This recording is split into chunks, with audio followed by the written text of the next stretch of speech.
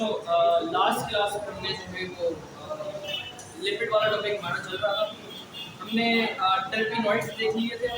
Terpenoids में हमने ये देखा था कि टर्पिनॉइड्स जो है उनके अंदर एक बेसिक यूनिट होता है जिसको हम कहते हैं आइसोप्रेनॉइड यूनिट। और फिर हमने उसको देखा था कि टर्पिनॉइड्स की फर्दर 3 टाइप्स होती थी, जिनमें हमारे पास टर्पीन्स आता था, इसके अलावा जो है हमारे पास स्टेरॉइड्स आते थे, और इसके अलावा हमारे पास the third one is your carotenoids. These three are part of your you can say that terpenoids. So कुछ लोग जो है, कुछ साइंटिस्ट जो है वो इसको प्रोस्टाग्लैंडिन्स को भी इसमें इंक्लूड करते हैं, लेकिन कुछ को सेपरेटली स्टडी कर लेते हैं। तो हम लोग यहाँ पे प्रोस्टाग्लैंडिन्स की सेपरेट स्टडी करेंगे। अभी हम किसकी टाइप स्टडी करेंगे? टर्पिनॉइड्स की टाइप स्टडी करेंगे। So first we talk about terpenes. What are terpenes? बेटा टर्पीन्स क्या है? These are a type of terpenoids that contain few isoprenoid units, जिनके अंदर few isoprenoid units, तो 1 2 3 4 मतलब ये few isoprenoid units जिसके भी पास होंगे, या few isoprenoid units मतलब मैं कहता हूँ 2 isoprenoid units आपस में मिले, तो अब मैं इसको क्या कहूँगा? इसको मैं कहूँगा एक टर्पीन कहूँगा। जिसके पास few isoprenoid units होंगे उससे मैं क्या कहूँगा? Terpene. So type of terpenoid that contain few isoprenoid units, जिसके एग्जांपल क्या है ना? डायटर्पीन्स एंड ट्राइटर्पीन्स। डायटर्पीन्स जिसमें कितने टर्पीन, जिसमें कितने आइसोप्रेनॉइड यूनिट्स होंगे? 2 आइसोप्रेनॉइड यूनिट्स। जिसमें कितने आइसोप्रेनॉइड यूनिट्स होंगे बेटा? 3 isoprenoid units. Now they are volatile in nature. Volatile का मतलब क्या होता है कि अगर रूम टेम्परेचर पे अगर उसे रखा जाए तो वो हवा में शामिल हो जाता है, जो कि एवापोरेट हो जाता है, हवा में उड़ जाता है, हवा में शामिल हो जाता है, एवापोरेशन हो जाती है रूम टेम्परेचर। तो इसे आप कहते हो दिस इज वोलेटाइल।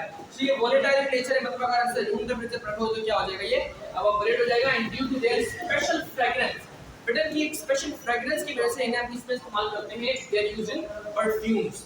तो देखो परफ्यूम के लिए 2 चीजें जरूरी होती है कि इसको खुशबू, एक तो उसकी जो खुशबू, जो फ्रेग्रेंस है वो अच्छी होनी चाहिए, दूसरा ये कि वोलेटाइल होना चाहिए, वो हवा में शामिल हो जाए रूम टेम्परेचर पे। तो ये दोनों चीजें इसी में पाई जाती है, इस वजह से हम इसे यूज करते हैं टर्पीन्स को, परफ्यूम में यूज करते हैं।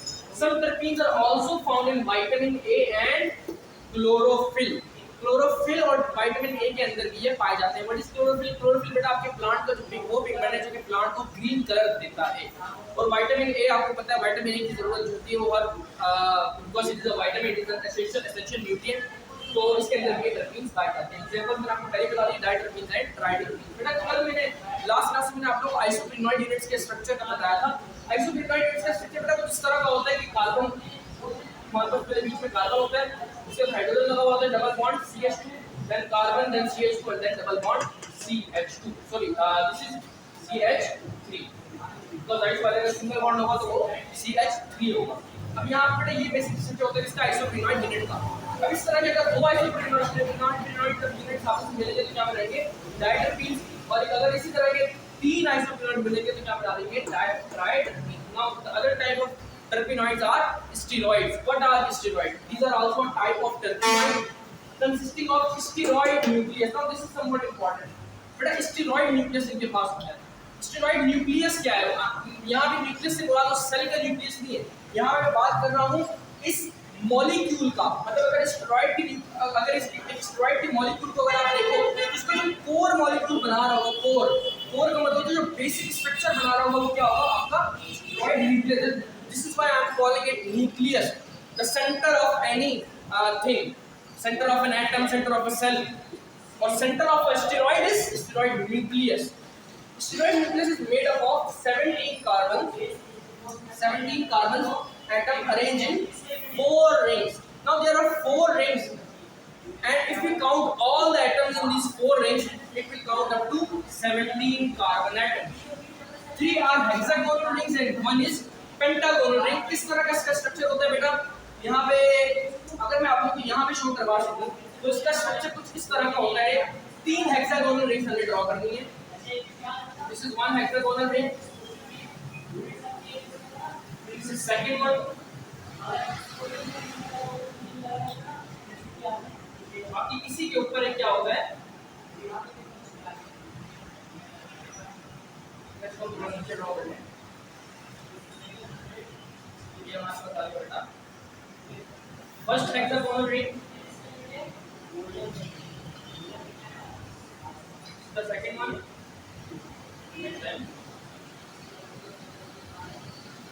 The third one. 3 hexagonal rings होगी। इसी के साथ आपने क्या ड्रॉ कर देना है, एक पेंटागोनल रिंग ड्रॉ कर देनी है। This is the pentagonal ring.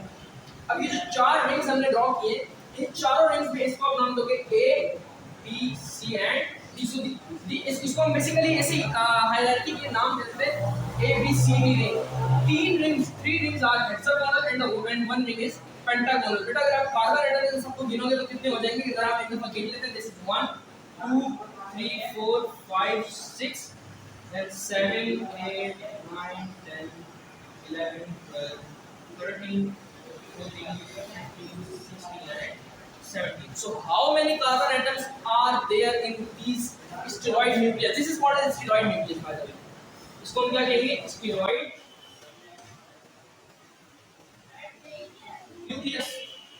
Steroid nucleus के अंदर हमारे पास कितने रिंग्स हैं, 4 rings, 3 are hexagonal, 1 is pentagonal ring. So इस चीज को हमें याद रखना है। और टोटल कार्बन एटम्स कितने रिंग्स हैं, ये 17 carbon atoms are arranged in 4 rings, 3 are hexagonal, 1 is pentagonal, ये called है स्टेरॉइड न्यूक्लियस। अब सवाल ये पैदा होता है, चलो आपने स्टेरॉइड न्यूक्लियस तो बता दिया, लेकिन सर क्या हर तरह के स्टेरॉइड में यही स्टेरॉइड न्यूक्लियस होगा? हाँ होगा। Then how can we differentiate between two steroids? बेटा आप उसको किस तरह से डिफरेंशिएट करोगे? We will differentiate by radical group. Radical group में सपोज करो यहां पे एक CH3 ऐड कर दिया। नाउ इस CH3 के ऐड करने पे इस स्टेरॉइड का नाम मैं अलग रख दूंगा। अब मैंने इस CH3 को हटा के मैंने यहां पे एक CH3 ऐड कर दिया। So now इस स्टेरॉइड का नाम मैं क्या रखूंगा, डिफरेंट रखूंगा। इट मींस कि कौन सी चीजें जो स्टेरॉइड की टाइप डिसाइड करेगी, that is your radical group. और रेडिकल ग्रुप आपका कहीं भी हो सकता है, बट ये बेसिक स्ट्रक्चर हर स्टेरॉइड में प्रेजेंट होगा, इस बात को याद रखना। अच्छा, स्टेरॉइड न्यूक्लियस बना हुआ कैसे होता है? Steroid nucleus is basically made up of multiple isoprenoid units. देखो यहाँ पे एक बहुत बड़ा मिसअंडरस्टैंडिंग अक्सर बच्चों में आती है कि सर स्टेरॉइड्स किस तरह से टर्पिनॉइड्स का पार्ट हो सकते हैं, क्योंकि टर्पिनॉइड्स में तो आपने पढ़ा है कि आइसोप्रीनॉइड यूनिट होना चाहिए और इसमें तो स्टेरॉइड न्यूक्लियस है। So how can it be the part of terpenoids? Steroids किस तरह से पार्ट हो सकते हैं टर्पिनॉइड्स का? बेटा इस तरह से कि असल में आइसोप्रीनॉइड यूनिट्स इसके अंदर होते हैं, लेकिन वो आइसोप्रीनॉइड यूनिट्स आपस में फ्यूज होकर स्टेरॉइड न्यूक्लियस बनाते हैं। मतलब ये है कि जो स्टेरॉइड न्यूक्लियस बना हुआ है, ये पूरे जो 17 कार्बन रिंग्स बने हुए 4 rings, these 4 rings are basically what? These 4 rings are combination of multiple isoprenoid units. So it means कि isoprenoid units अपनी असल फॉर्म में तो नहीं पाए जाते स्टेरॉइड में, बट बेसिकली कुछ आइसोप्रीनॉइड यूनिट्स आपस में इस तरह एटम्स को अरेंज करते हैं कि वो 4 रिंग्स में अरेंज हो जाते हैं। 3 are hexagonal and 1 is pentagonal. That is why it is steroid is a type of terpenoid. So यहाँ पे वही बात मैंने की है जो मैंने आपको थोड़ी देर पहले बताई, radical group will differentiate one steroid from the other. मतलब ये है कि अगर स्टेरॉइड को अगर आपने एक स्टेरॉइड को दूसरे स्टेरॉइड से डिफरेंशिएट करना हो, so what is the differentiating point? That is your radical group. ये क्लियर हो गया? Now what are the types?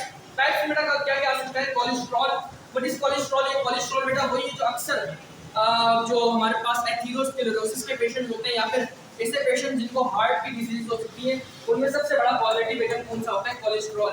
ये जब ब्लड में बढ़ता है तो बहुत ज्यादा खतरनाक कंडीशन हो सकती है। Cholesterol is a hormone, oestrogen is also a hormone. ये कहां पाए जाते हैं? फीमेल में पाए जाते हैं। ये फीमेल के सेकेंडरी सेक्सुअल कैरेक्टरिस्टिक्स में उसको डेवलपमेंट में असल में हेल्प देते हैं। सो ये इसकी एग्जांपल में आ गई steroids. The next terpenoid is carotenoids. Carotenoid is the next terpenoid. What is this? It is basically a polyterpene. ये क्या है? एक polyterpene. अगर मैं polyterpene की बात करूँ इसका मतलब ये है कि लॉन्ग आइसोप्रीनॉइड चेन से लेके बना हुआ, मतलब बहुत सारे आइसोप्रीनॉइड यूनिट जो है वो आपस में एक चेन बनाएंगे। बिल्कुल आप इसको लीनियर चेन या आप इसको इस तरह की चेन भी कह सकते हो जिसमें हमारे पास F100 पैटर्न पाया जाता है। अच्छा, अब इसमें फर्क क्या है? इसमें फर्क ये है कि इसमें ये चेन तो पूरी पाई जाएगी आइसोप्रीनॉइड यूनिट्स की, लेकिन इसके दोनों एंड्स पे या तो दोनों एंड पे होगा या फिर एक एंड पे कोई ना कोई रिंग पाया जाएगा। That ring can be hexagonal. अब वो हेक्सागोनल रिंग वो एक एंड पे भी हो सकता है, वो दोनों एंड पे भी हो सकता है। यहाँ पे वही बात की है कि it is a polyterpene containing long chain isoprenoid unit that contain isoprenoid rings at one or both ends. This is somewhat important point. बेटा इसको याद रखना आपको कि जरूरी नहीं है कि हमेशा मैंने यहाँ पे दोनों रिंग्स को ड्रॉ किया दोनों एंड्स पे, जरूरी नहीं है, कभी हो सकता है कि सिर्फ एक ही रिंग में हमारे पास प्रेजेंट हो। अच्छा एग्जांपल ये बीटा कैरोटीन की फॉर्म में मैंने आपको बताई ये what are these are basically isoprenoid units arranged in a linear या फिर आप कह सकते हो कि हैप्पैजार्ड पैटर्न। अच्छा कॉलम में ये क्या है, दीस आर रेडिकल ग्रुप्स। ये क्या है, दीस आर डबल बॉन्ड्स। अब डबल बॉन्ड का आप एक पैटर्न देख सकते हो यहाँ पे। पैटर्न क्या है कि एक कार्बन को छोड़ के दूसरे कार्बन के पास क्या है, डबल बॉन्ड। आप अगर यहाँ से स्टार्ट करो तो देखो यहाँ से ये डबल बॉन्ड आ गया, देन इसको छोड़ के देन ये डबल बॉन्ड, देन मतलब वन के गैप के साथ डबल बॉन्ड, इसको हम कहते हैं ऑल्टरनेटिंग डबल बॉन्ड्स आ रहे हैं। और या तो एक साइड पे या फिर दूसरी साइड पे क्या होगा, हमारे पास एक आइसोप्रेनॉइड रिंग हो जाएगा। Again isoprenoid ring is basically made up of isoprenoid unit which has arranged itself in a ring structure. इसने अपने आप को रिंग स्ट्रक्चर में कन्वर्ट कर दिया। एंड सिंपल क्या beta carotene. Now prostaglandin is another kind of lipid which is found in basically mammalian tissue, mammals में पाया जाता है। ये mammals जिसमें हम एनिमल्स इंक्लूडेड है, हम ह्यूमन बीइंग्स इंक्लूडेड है, इनके अंदर रैबिट्स हो गए और हमारे पास जितने भी हमारे पास कैट इस तरह जितने भी जानवर हो गए वो सारे mammals में आते हैं। So prostaglandin is a group of lipid.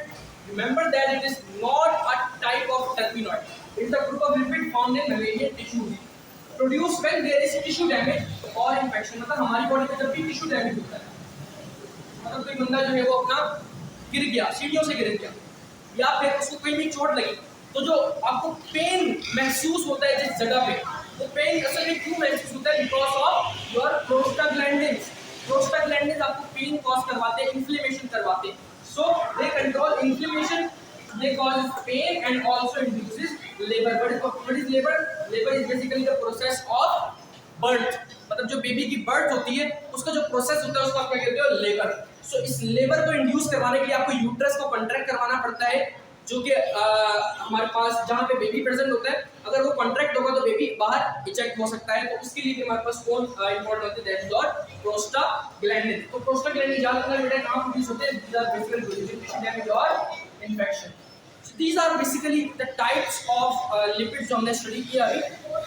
बेटा यहाँ हमारे पास लिपिड वाले जो हमारे पास टॉपिक था ये हमारे पास हो गया खत्म। नेक्स्ट क्लास से इंशाल्लाह हम लोग स्टार्ट करेंगे हमारा next topic, that is your nucleic acid.